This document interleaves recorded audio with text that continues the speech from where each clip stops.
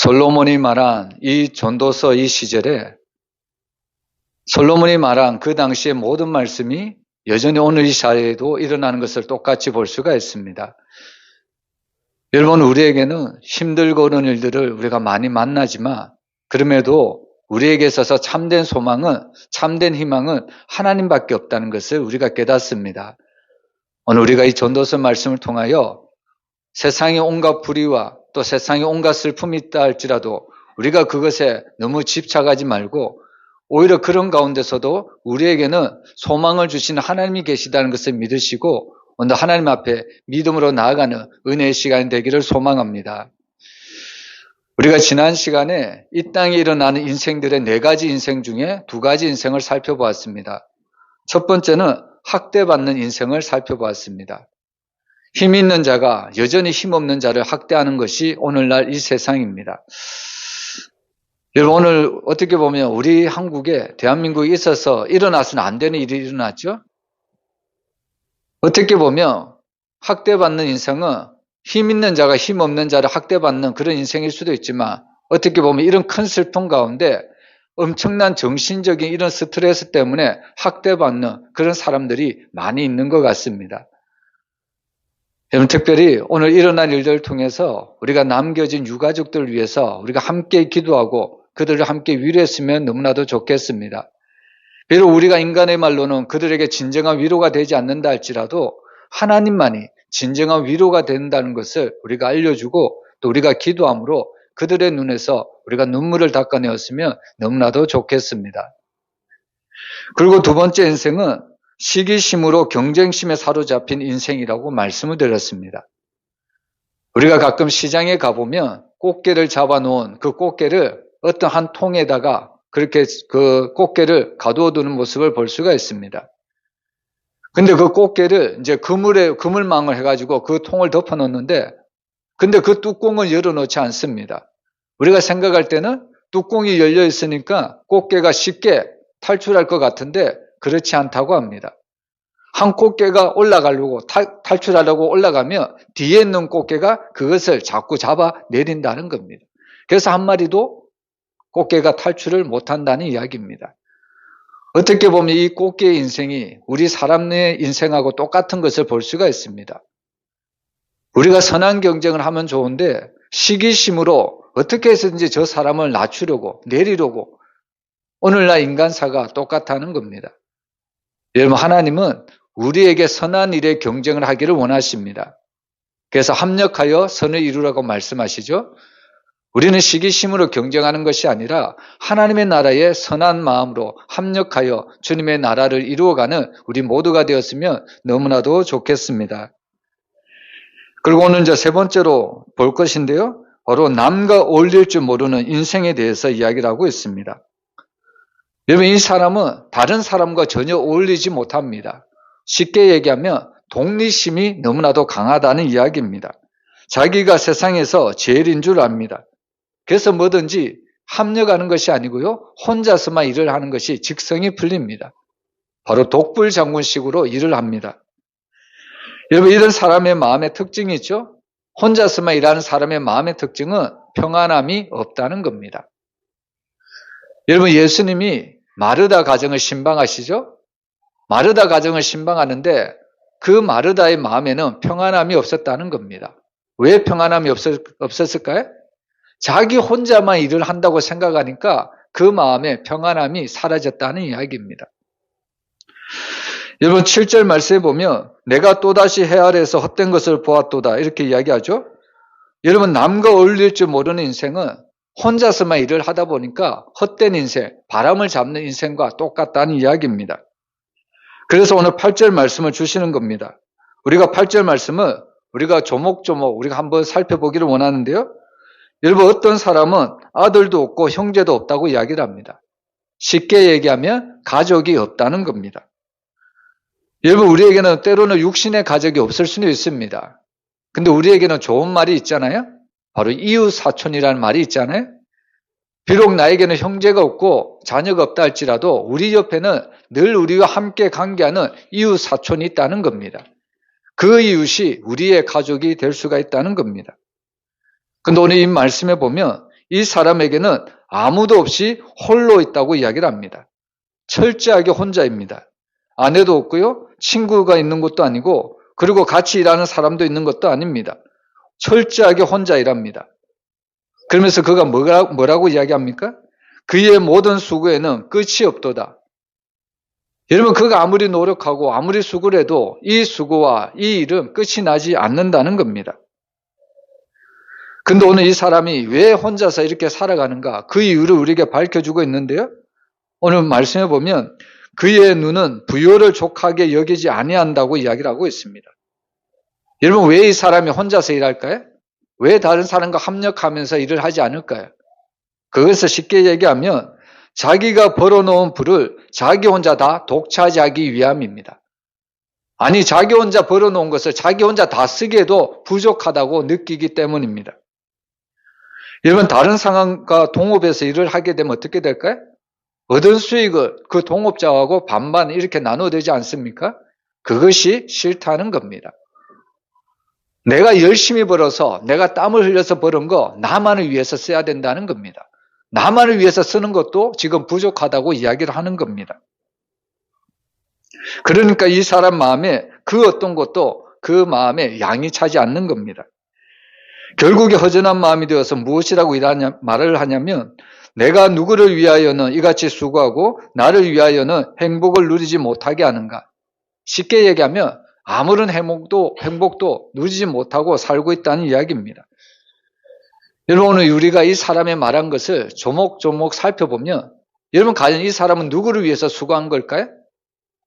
이 사람이 일한 것을 보면 자기 자신만을 위해서 수고한 것 같습니다. 근데 결론적으로 보면 이 사람이 자기 자신만을 위해서 수고한 것 같은데 그러나 이것 또한 헛되어 바람을 잡으려는 것과 똑같다고 이야기를 합니다. 왜 그럴까요? 자기가 모았던 모든 것들을 자기가 다 마지막 날에는 가지고 갈 수가 없기 때문입니다. 내가 아무리 1억 천금을 모은다 할지라도, 벌었다 할지라도 내가 마지막 날에는 하나님 앞에 나아갈 때는 모든 것을 다 내려놓고 갈 수밖에 없다는 겁니다. 내가 아무리 많은 그 재물을 모은 듯 이것도 나에게는 행복을 가져다 주지 못하고요. 또한 이런 설령 내가 모은 재물을 내 가족들에게 물려주고 싶어도 이 사람은 철저히 혼자입니다. 고립되어 있습니다. 그러니까 누구에게도 물려주지 못하는 거예요. 결국 이 사람은 어떻게 보면 정말 한심한 인생을 사는 것과 똑같습니다. 그래서 8절 끝에 보면 이 사람의 결과가 나와 있죠. 이것도 헛되어 불행한 노고로다. 여러분, 이 말씀에 그 공동 번역을 보니까요. 보기에도 딱한 노릇이다. 이렇게 번역을 해놨습니다. 여러분, 세상적으로 보면 열심히 일하는 사람입니다. 또 부지런히 일하는 사람입니다. 그런데 이 사람의 결론이 어떻게 됩니까? 결과가 어떻게 되어 있습니까? 보기에도 딱할 노릇이라는 겁니다.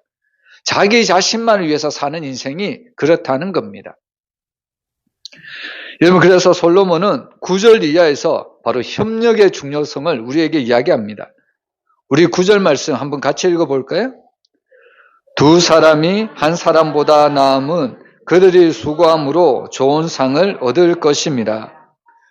여기 보면 한 사람보다 두 사람이 일하는 것이 훨씬 더 좋은 결과를 낳을 수 있다고 이야기를 합니다. 우리 속담에도 백직장도 맞들면 낫다 그런 속담이 있잖아요. 혼자서 감당할 수 없는 것을 두 사람이 여러 사람이 합하면 그 일도 능률적으로 해나갈 수가 있다는 겁니다. 여러분, 우리가 이 말씀을 어떻게 이해할 수 있냐면 바로 강약기를 예를 들어서 우리가 이 말씀을 생각해 볼 수가 있습니다. 왜 한 사람보다 두 사람이 또 여러 사람이 함께하는 것이 더 좋은가? 강약기를 여행하는 것을 우리가 상상해 보면 우리가 그것을 확연하게 우리가 알 수가 있다는 이야기입니다. 우리가 10절을 보면 혹시 그들이 넘어지면 하나가 그 동물을 붙들어 일으키려니와 홀로 있어 넘어지고 붙들어 일으킬 죄가 없는 자에게는 하가 있다고 이야기를 합니다. 여러분, 강야에는 우리가 지금 걸어가는 이런 아스팔트와 같은 그런 평평한 길이 아닙니다. 걷다 보면 울퉁불퉁 구덩이가 수없이 많이 파져 있습니다. 근데 밤중에 여행을 하다가 한 사람이 구덩이에 빠졌습니다.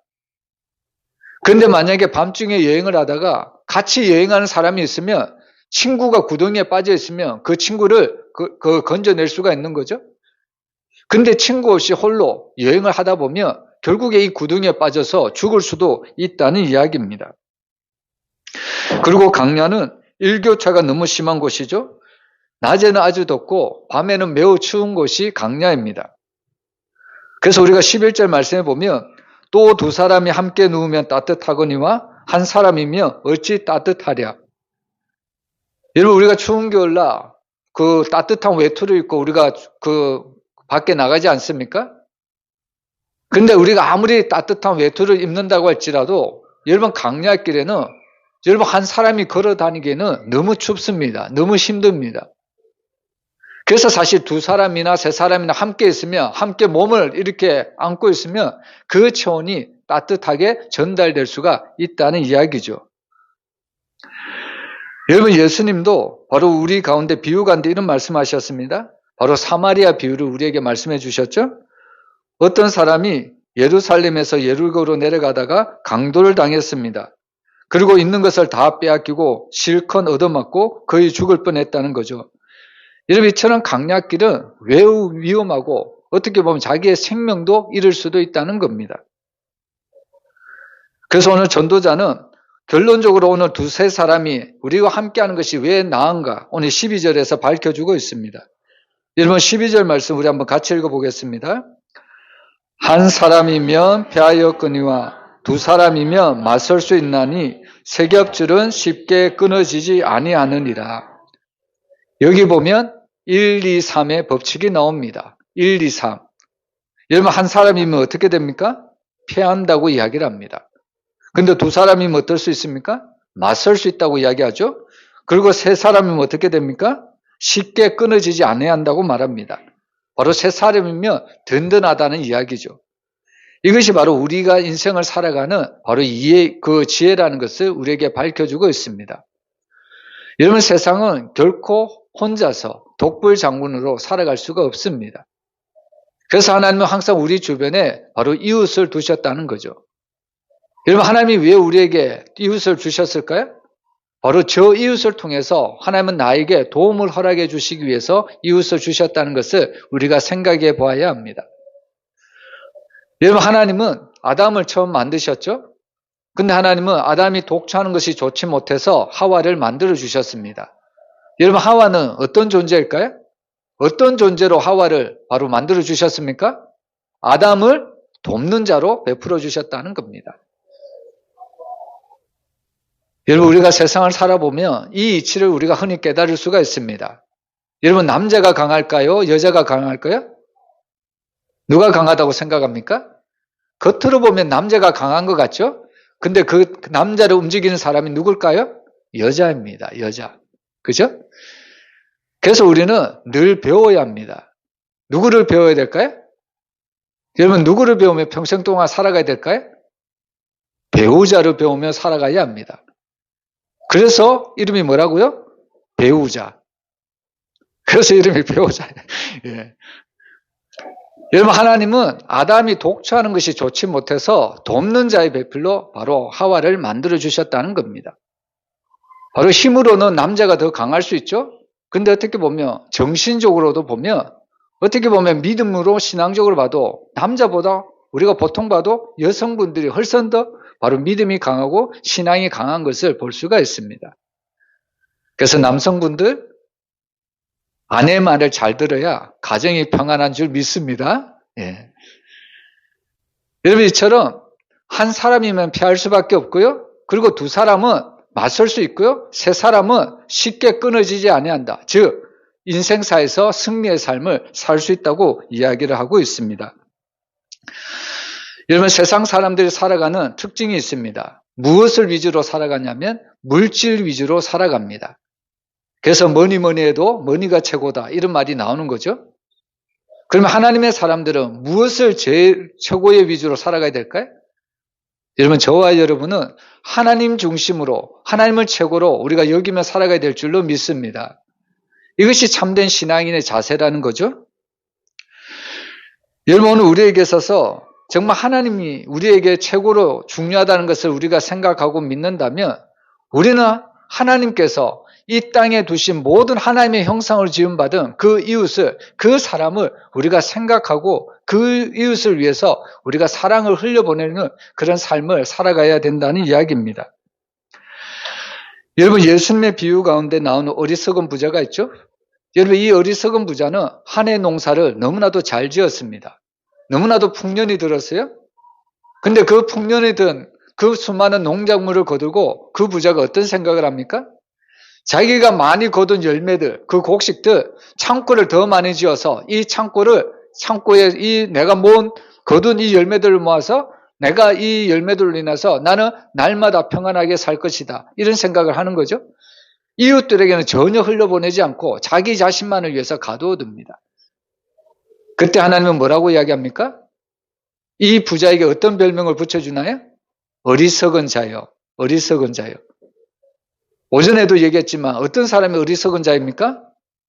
여러분, 하나님을 모르는 사람이 어리석은 자죠. 두 번째는 하나님이 분명히 말씀하셨는데도 그 말씀을 통해서 배우지 못한 자가 어리석은 자라는 겁니다.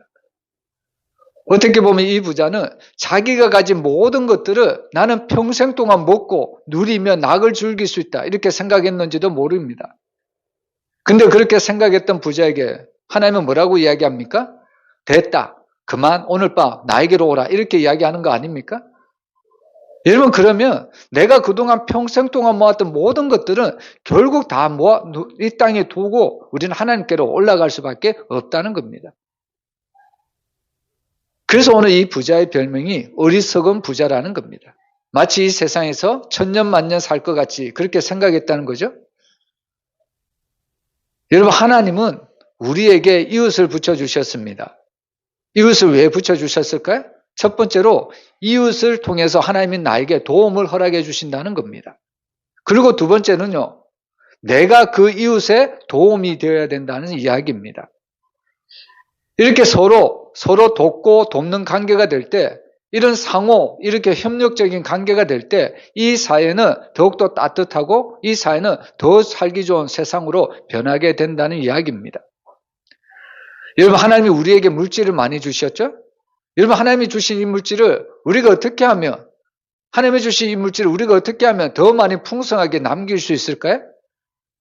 그것은 하나님이 주신 물질을 우리가 더 많이 풍성하게 남기는 방법은 하나밖에 없습니다.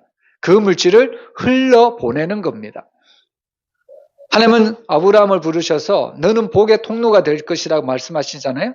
너로 인하여 세상 모든 사람이 복을 받을 것이라고 이야기를 합니다. 우리는 이것을 통해서 아브라함은 복의 통로가 되었다는 것을 알 수가 있는 거죠. 여러분, 흘려보내지 않으면 어떻게 됩니까? 썩어 없어진다는 겁니다.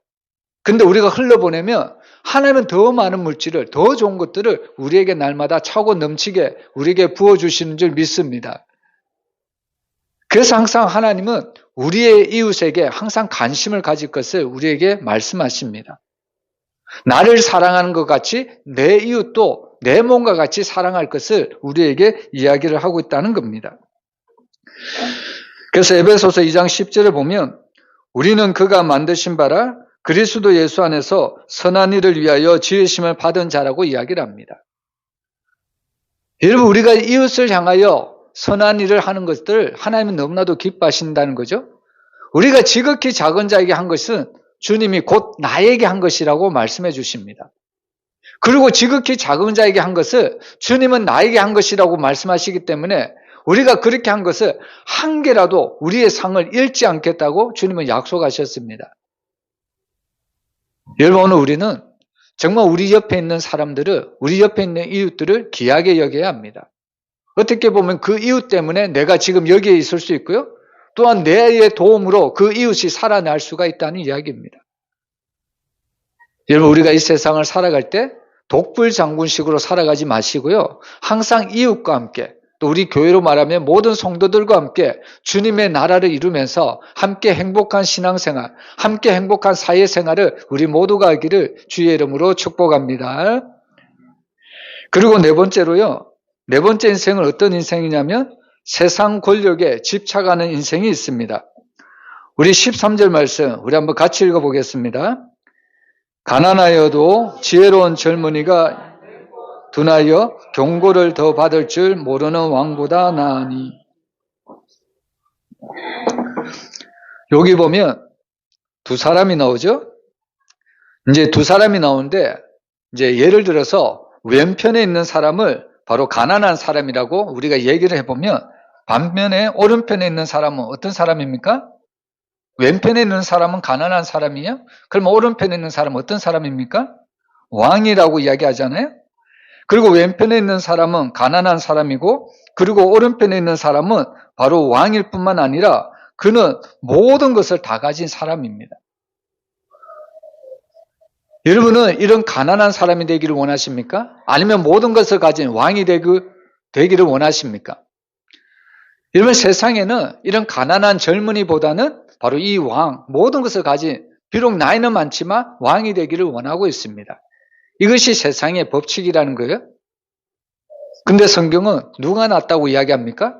가난한 젊은이가 낫다고 이야기합니까? 아니면 왕을 낫다고 이야기합니까? 가난한 젊은이가 낫다고 이야기를 하고 있습니다. 이런 왜 성경은 정말 가난하고 어떻게 보면 가진 것이 없는 이 젊은이가 더 낫다고 이야기를 하는 걸까요? 그 이유는 딱 한 가지입니다. 여러분, 이 가난한 사람에게 특징이 있는데 뭐냐면 바로 지혜라는 겁니다. 지혜. 이 가난한 사람에게는, 젊은 사람에게는 지혜가 있었다고 말합니다. 근데 반면에 왕에게는 무엇이 없었을까요? 지혜가 없었다고 이야기합니다. 그것을 다른 말로 바로 늙고 둔하여 이렇게 이야기를 하고 있습니다. 여러분, 우리가 나이가 들어보면 특징이 있습니다. 여러분, 대부분 나이가 들어가면 이것이 늘어간다고 합니다. 무엇이 늘어갈까요? 나이가 드신 분들이 이것이 너무 강합니다. 무엇이 강할까요? 고집입니다. 고집. 지금까지 살아온 그런 인생 철학이 내 몸속에 꽉 배겨 있기 때문에 이 고집이 쉽사리 꺾여지지 않는다는 이야기입니다. 그래서 분명히 자기가 틀렸는데도 불구하고 옳은 소리에 귀를 기울이지 않습니다. 그래서 사실 우리가 나이가 들어갈수록 이런 점에 늘 조심을 해야 합니다. 나이가 들어갈수록 항상 우리의 귀가 열려져 있어야 된다는 거예요. 젊은이도 나이 드신 분들의 말을 듣고 또 나이 드신 분들도 젊은이의 그 지혜를 배워야 된다는 겁니다. 근데 오늘 말씀해 보면 왜 모든 것을 다 가진 이 왕이 어떻게 보면 가난한 젊은이보다 못한가? 그것은 바로 지혜가 이 왕에게는 없었다는 겁니다. 그래서 지혜가 있는 가난하고 젊은 사람이 훨씬 더 낫다는 것을 성경은 평가하고 있습니다. 그래서 그 결과로 오늘 14절에 보면 그는 자기의 나라에서 가난하게 태어났을지라도 감옥에서 나와 왕이 되었다고 이야기를 하고 있습니다. 여러분, 사실 이 지혜가 있는 젊은이는 처음에는 가난한 자로 흙수저로 태어났죠? 근데 이 사람의 인생을 보니까 그가 어떤 일을 당해서 감옥에 갔는지를 모르겠지만 어쨌든 엄청난 어려움을 당했습니다. 감옥에까지 갔다는 거예요. 그럼에도 불구하고 이 사람의 인생이 여기서 끝나지 않습니다. 이 사람은 지혜가 있었다는 거예요. 이 사람의 결과가 어떻게 되었습니까? 결국 이 젊은 사람은 감옥에서 나와 왕이 되었다고 이야기를 하고 있다는 겁니다. 분명 그의 삶에는 어려운 역경이 있었지만 그는 그 지혜로 역경을 바로 승리의 삶으로 바꿨다는 겁니다. 우리가 성경에 나오는 요셉이라는 인물이 그렇지 않습니까? 여러분, 요셉이 얼마나 수많은 역경을 당했습니까? 형제들에게 시기, 질투, 미움을 받지 않았습니까? 그럼에도 요셉에게는 무엇이 있었을까요? 꿈이 있었습니다. 비전이 있었습니다. 우리가 그 말을 다른 말로 하면 지혜가 있었다는 겁니다. 여러분, 보통 사람이라면 형제들의 시기, 질투 그런 것 때문에 도무지 일어날 수가 없습니다. 그럼에도 불구하고 이 요셉에게는 꿈이 있었고요, 지혜가 있었고 비전이 있었다는 겁니다. 하나님의 주신 말씀을 늘 가슴 속에 품고 있었다는 겁니다. 결국 그 지혜를 가지고 요셉은 나중에 애굽의 그 국무총리가 된 것을 우리가 알 수가 있습니다. 여러분, 이처럼 우리가 세상을 살아갈 때 우리가 물질도 필요하고 건강도 필요하고 다양하게 모든 것들이 필요하지만 그 중에 가장 필요한 것은 바로 지혜입니다. 지혜. 성경에서 말하는 지혜는 누구를 뜻할까요? 바로 하나님을 뜻한다는 겁니다. 우리에게 있어서 정말 하나님을 내 마음의 중심에 모시고 하나님의 말씀하시는 대로 우리가 산다면 하나님은 우리에게 날마다 형통한 삶을 인도해 주신다는 말씀입니다. 여러분, 그래서 오늘 이 젊은이는 태어날 때 흙수저로 태어났어요. 아무것도 가진 것도 없어요. 그리고 그가 살면서 억울한 일을 당해서 감옥에 또한 갇혔습니다. 근데 놀랍게도 이 젊은이에게는 지혜가 있어서 결국에 그가 그 감옥에서 나와서 바로 왕이 되었다는 것을 볼 수가 있습니다. 수많은 사람들이 그 젊은이의 지혜를 듣고자 그 지혜를 사랑해서 바로 한나라의 왕으로 그 젊은이를 세웠다는 겁니다. 너무나 아름답지 않습니까? 근데 문제는 뭐냐면 여기서 이 젊은이의 인생이 딱 끝나면 성경에서 여기서 딱 마치면 너무나도 좋을 것 같은데 이 젊은이의 또 그 다음 생에 그 다음의 삶이 우리에게 나오고 있습니다. 여러분 15절 말씀 우리 한번 같이 읽어보겠습니다. 내가 본즉 해 아래에서 다니는 인생들이 왕이 다음 자리에 있다가 왕을 대신하여 일어난 젊은이와 함께 있고 여러분 소녀는 그 지혜로 왕이 되었습니다. 그러면 그 왕이 된 사람은 그 젊은이는 그 지혜를 가지고 계속해서 한 나라를 통치하고 다스리면 좋은데 이 지혜로운 자도 어느 순간 나이가 먹고 어느 순간 왕이 된 그 자리에 머물러 있다 보니까 자기도 모르는 사이에 과거의 그 왕처럼 우둔하고 그리고 고집만 세고 지혜가 다 사라져 버린 겁니다. 그러면 사람들은, 백성들은 또 어떻게 할까요? 그 젊은이를 그 왕으로 모셨지만 정말 그 젊은이가 왕이 되었지만 그 젊은이도 여전히 고집이 세고 또 그 젊은이도 여전히 둔하고 그래서 백성들은 어떻게 하냐면 그 왕을 쫓아버리고 제3의 왕을 또 세우는 겁니다. 제4의 왕을, 제4의 젊은이를 계속해서 바로 왕을 세운다는 이야기입니다. 여러분 전도서는 이 이야기를 왜 우리에게 하냐면 세상에는 권력이 엄청나게 길 거라고 생각하죠? 그렇지 않습니다. 여러분 권력이라는 것은 명예라는 것은 한순간에 왔다가 한순간에 무너질 수 있는 것이 권력이라는 겁니다. 우리가 권력에 바로 생명 걸고 권력을 붙잡으려고 해서는 안 된다는 이야기입니다. 그래서 16절에 봐도 그의 치료를 받는 모든 백성들이 무사할지라도 후에 오는 자들은 그를 기뻐하지 아니하려니 이것도 헛되어 바람을 잡는 것이로다. 우리가 계속해서 하나님의 말씀을 가지고 지혜를 가지고 우리가 세상을 살아가야 되는데 근데 내가 어느 정도 성공을 이루었다 그 자리에 딱 멈춰버리면 그때부터 내가 둔해지기 시작합니다. 그때부터 내가 고집을 피우기 시작한다는 거예요. 그때부터 사람들은 나를 좋아하는 사람들도 나를 떠나가기 시작한다는 이야기입니다. 그래서 오늘 우리는 세상을 살아갈 때 정말 권력이나 세상의 물질이나 이 모든 것들은 어떻게 보면 바람을 잡는 것과 똑같다는 것을 우리가 잊어서는 안 됩니다. 이것들이 나의 노후의 삶을 보장해주고 이것들이 나의 노후의 삶을 평생 동안 행복하게 해줄 것이야. 이런 착각은 버려야 된다는 이야기입니다. 여러분 우리에게 있어서 동일하신 분은 한 분밖에 없습니다. 누굴까요? 예수 그리스도는 어제나 오늘이나 영원토록 동일하신 분이라는 것을 믿으시길 바랍니다. 여러분 예수님이 만약에 동일하지 않는 분이라고 우리가 생각해 보세요. 예수님이 이랬다 저랬다면 과연 우리가 구원받을 수 있을까요? 오늘은 구원받을 조건을 이렇게 말씀하시고 내일은 구원받을 조건을 이렇게 말씀하시면 과연 누가 구원받을 수 있겠습니까? 여러분 예수님은 어제나 오늘이나 영원토록 동일하십니다. 그 동일하다는 그 중심에는 항상 무엇이 있냐면 사랑이 있습니다. 사랑. 여러분 기독교는 어떤 종교일까요?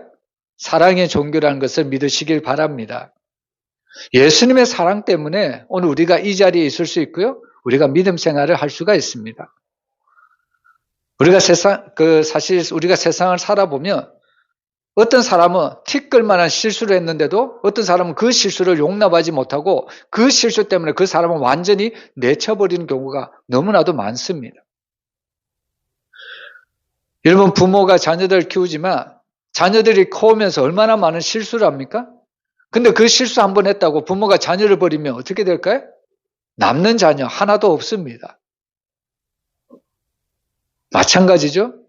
정말 우리는 정말 예수님을 믿고 하나님을 믿고 우리가 믿음대로 살아간다고 하지만 여전히 우리 가운데는 죄투성입니다. 여전히 죄 때문에 우리는 신음할 수밖에 없고 아파할 수밖에 없습니다.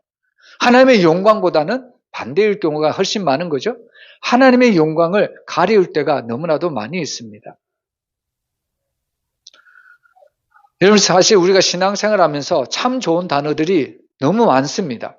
근데 그 단어들을 오늘날 정말 정통 기독교인들은 그리스도인들은 그 말을 잘 쓸 수 없는 경우가 참 많이 있습니다. 대표적인 말이 어떤 말이냐면 신천지라는 이야기죠. 여러분, 신천지가 좋은 말일까요? 나쁜 말일까요? 좋은 말입니다. 신천지가 어디에서 나올까요? 안 나옵니다. 안 나오는데 요한계시록에 새 하늘과 새 땅, 그것을 한자로 딱 줄이면 신천지잖아요. 그죠? 근데 만약에 정통기도교에서 자꾸 신천지라고 설교하면 어떻게 될까요? 저 사람 이단 아니야? 저 목사 좀 이상하네? 이렇게 이야기하지 않습니까? 너무 좋은 말인데 이단들이 너무나도 그렇게 강력하게 사용하다 보니까 이제는 그 이름조차 우리가 사용하지 못하는 겁니다. 이런 것이 바로 여호와의 이름을 망령되이 일컫는 겁니다. 또 우리 주변에 하나님의 교회가 너무 많죠? 말씀을 잘 모르는 사람들은 하나님의 교회라고 하니까 너무 좋은 교회네? 이렇게 하면서 하나님의 교회에 가죠? 여러분, 하나님의 교회 아시죠? 이단입니다. 이단. 그러니까 우리가 어떻게 보면 우리 교회도 하나님의 교회 이렇게 표현을 써야 되는데 잘 쓰지 못하잖아요. 그리고 또 우리에게 여호와라는 단어, 여러분들 여호와라는 단어 잘 쓰십니까? 한국 사람은 이 여호와라는 단어를 쓰기에 별로 부담감이 없습니다. 근데 일본에서는요, 이 여호와라는 단어를 거의 쓰지 않습니다. 왜냐하면 여호와 증인 때문에 그래요. 여호와 증인이 일찍부터 일본에 가서 바로 포교 활동을 했기 때문에 그 일본 성도들, 일본 교회에서는 여호와라는 단어를 주로 쓰지 않습니다. 주로 쓰는 단어가 바로 그 예수 사마 말 알죠? 그 높이는 존칭어입니다. 아주 극존칭, 예수님 이런 뜻이죠. 그리고 카미 사마 하나님 이런 뜻으로 썼는데 여호와라는 단어를 거의 안 쓰거든요. 여러분, 우리가 세상을 살아가면서 어떻게 보면 하나님의 영광을 드러내면서 살아가야 되는데 여호와 이름을 가리우며 살아갈 때가 너무나도 많이 있습니다. 근데 만약에 하나님이 너 한번 실수해서 너 한번 죄지어서 이렇게 하면서 완전히 심판해 버린다면 우리는 누구도 하나님 앞에 설 수 있는 자가 아무도 없다는 겁니다. 그럼에도 우리가 여전히 실수하고 우리가 그럼에도 넘어져도 우리가 지금 하나님 앞에 있는 이유는 하나님은 사랑이시기 때문입니다. 우리를 너무나도 긍휼히 여기시기 때문입니다. 여러분, 설령 부모는 젖먹이 아이를 버릴 수도 있습니다. 그러나 하나님은 우리를 절대 버리지 않는다고 이사야는 이야기하고 있습니다. 여러분, 우리가 세상을 살아가면서 오직 우리는 하나님 중심으로 살아가야 됨을 믿습니다. 여러분, 오늘 전도서 4장에서 우리가 사람들이 왜 심령의 낙을 누리지 못하는가 4가지 인생을 살펴보았습니다. 여러분, 첫 번째로 세상 사람들에게는 위로자가 없다는 겁니다. 정말 그런 것 같아요? 내가 지금 눈물을 흐르는데 그 눈물을 닦아줄 참된 위로자가 없다는 거예요. 그러나 우리에게는 참된 위로자가 있음을 믿습니다. 그분이 누구냐면 예수님입니다. 그분이 바로 성령님입니다. 그분이 바로 나의 아버지이십니다. 여러분, 힘들고 어렵습니까? 한 해 동안 걸어오기가 너무나도 버거웠습니까? 그러나 그럼에도 불구하고 우리가 지금 여기에 있는 것은 하나님이 우리를 사랑하시고 우리를 인도하시고 우리를 보호하셨기 때문입니다. 여러분, 하나님만이 나의 참된 위로자가 되심을 믿으시길 바랍니다. 그리고 두 번째로 여러분, 세상 사람들은 시기심에 사로잡혀서 살아갑니다. 그러나 오늘 우리는 세상 사람들의 시기심에 사로잡혀 살아가는 것이 아니라 바로 하나님의 나라를 위해서 합력하여 선을 이루면서 우리는 이 땅에서 살아가야 됨을 믿습니다. 그리고 세 번째로 세상 사람들은 물질주의로 살아갑니다. 그러나 우리는 하나님 중심주의로 살아가시기를 바랍니다. 그리고 네 번째로 세상 사람들은 덧없고 일시적인 것에 집착하며 살아갑니다. 그러나 우리는 오직 예수님께, 오직 하나님께 나의 시선을 고정하고 우리가 믿음으로 살아가야 될 줄로 믿습니다. 오늘 성경은 바로 이 세상에는 바로 이런 덧없는 인생이 계속해서 끊임없이 일어나고 있다고 이야기를 합니다. 그러나 그럼에도 불구하고 우리가 좌절하거나 절망하고 넘어지지 않는 것이 무엇 때문이냐면 우리에게는 하나님이 계시기 때문입니다. 여러분, 하나님은 살아계시다는 것을 믿으시길 바랍니다. 여러분, 하나님은 죽어 있는 하나님이 아니에요. 지금 내가 믿는 하나님은 살아계신 하나님입니다. 그래서 지금 나의 신앙이 죽은 신앙이냐 살아있는 신앙이냐 항상 점검해 봐야 합니다. 바리새인들과 율법주의자들은 항상 그 율법 때문에 살아계신 하나님을 믿는 것이 아니라 죽어있는 율법을 믿었기 때문에 그들의 신앙은 늘 죽어 있을 수밖에 없었습니다.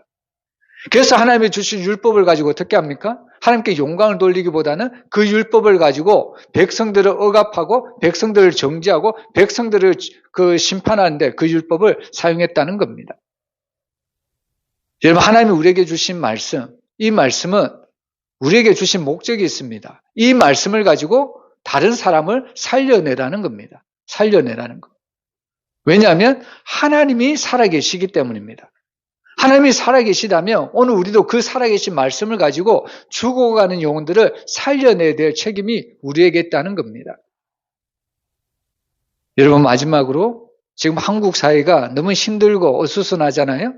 어떻게 보면 도무지 희망이 보이지 않습니다. 지금 사람들은 이제 새해가 다가오면 뭔가 그래도 새로운 희망을 품고 새로운 소망을 갖는데 지금 우리 사회를 보면 여전히 그런 소망과 그런 희망보다는 어두운 터널 속에 계속해서 들어가는 것 같습니다. 여러분, 이런 시대에 우리가 어떻게 살아가야 될까요? 여러분, 어두움은 빛이 오면 물러간다는 것을 여러분들 믿으시길 바랍니다. 그 빛이 누굽니까? 예수 그리스도라는 겁니다. 여러분, 비록 한국 사회가 지금 어둡고 긴 터널을 지나고 있지만 그럼에도 불구하고 우리가 이 어두운 터널을 지나고 있는 한국 사회를 위해서 빛 대신 주님을 우리가 증거하고 우리가 이 사회를 기도한다면 하나님께서 때가 되면 이 사회를 다시 회복시켜 주시고 참된 위로로서 우리에게 소망을 주실 줄 믿습니다. 여러분, 우리 대한민국을 위해서 끊임없이 기도해 주시고요. 속히 이런 어두움과 절망의 터널에서 벗어날 수 있도록 우리가 끊임없이 기도하는 저와 여러분이 되시기를 주의 이름으로 축원합니다. 기도하겠습니다.